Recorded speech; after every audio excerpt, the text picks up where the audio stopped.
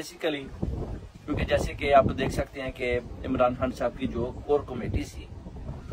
उनका जो कट होता है उनमें से भी जो पता चलता है कि कुछ गद्दार ऐसी हैं जो सारी बातें बाहर बताते हैं, बातें लीक होती हैं, उसके बाद जो बंद दरवाजों के अंदर फैसले होते हैं उनका भी एकदम सब मीडिया को भी पता चल जाता है, दूसरी पार्टियों को भी पता चल जाता है। इसका मतलब है कि गद्दार पार्टी के अंदर अभी भी मौजूद है। तो शाह महमूद कुरैशी को भी बेसिकली जो टास्क दिया गया शायद वो पूरा नहीं कर पाया, तो उन्होंने सोचा कि चलें शाह महमूद कुरैशी को दोबारा गिरफ्तार करते हैं, क्योंकि साइफर का जो मामला है वो बड़ी दूर तक गया है। अमेरिका के पास अभी तक भी इस चीज का उनको बड़ा गुस्सा है कि साइफर के मामले में ये साइफर लीक कैसे हुआ, ये कैसे प्राइम मिनिस्टर इमरान खान के पास कैसे पहुंचा, ये तो हमने जनरल बाजवा को भेजा था, तो ये किस तरह खान साहब के हथे चढ़ा और कैसे ये पूरी दुनिया में फैला। और अमेरिका वालों को यह है कि हमारी बड़ी बदनामी हुई है जी, के उनको पता चल चुका है कि हमने जनाब साइफर में लिखा क्या है, कौम को भी पता चल चुका है और इमरान खान साहब सादक और अमीन ठहराए। उसके बाद आप देखें कि जो उस्मान डार की वालदा है उनका भी पैगाम देखें, उन्होंने चीफ जस्टिस के आगे भी रिक्वेस्ट की है कि आप इस पर एक्शन लें, क्योंकि मेरे बेटे उस्मान और सबको यही सजा मिल रही है कि आप पीटीआई के साथ क्यों खड़े हो, आप इमरान खान का क्यों साथ दे रहे हो, आप पीटीआई को छोड़ो। यानी सारा वो कहते हैं कि मुझे बालू से पकड़कर, पहले भी पकड़ा गया, इस दफा भी उन्होंने मुझे बालू से पकड़कर बाहर फेंका और मेरे घर को सील कर दिया गया। उधर जो चीफ जस्टिस साहब हैं वो बड़े खामोश हैं, लेटे हुए हैं,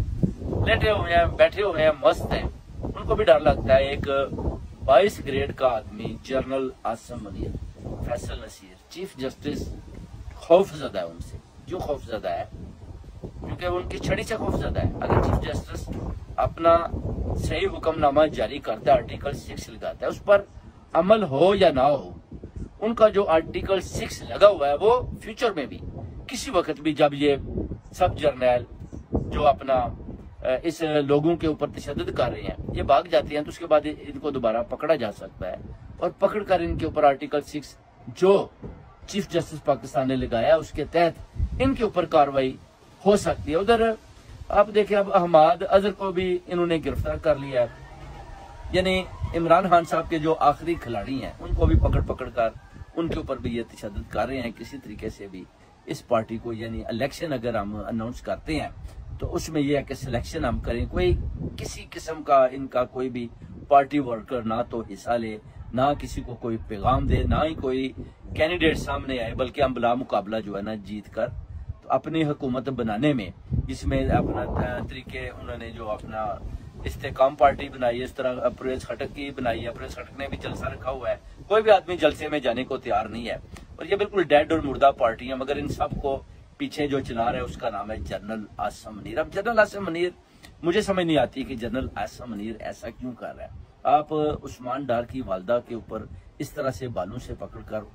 2 बार आप उनके साथ आपने जुर्म और ज्यादती की है, उनको सिर्फ और सिर्फ ये सजा मिल रही है कि वो एक मुहब्बे वतन पार्टी पीटीआई और इमरान खान साहब का साथ दे रहे हैं, जिन्होंने पूरी दुनिया को शाउर दिया और उस शाउर देने के नतीजे में आप कोशिश कर रहे हैं कि किस तरीके से भी सबको डराया और धमकाया जाए। उधर जो सदर आरिफ अलवी साहब ने जो जाते जाते जो उन्होंने वार किया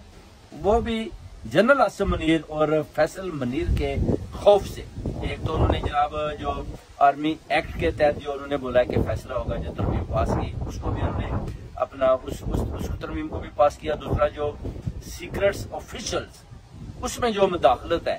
उस हवाले से भी जो तरमीम है उन्होंने उस पर भी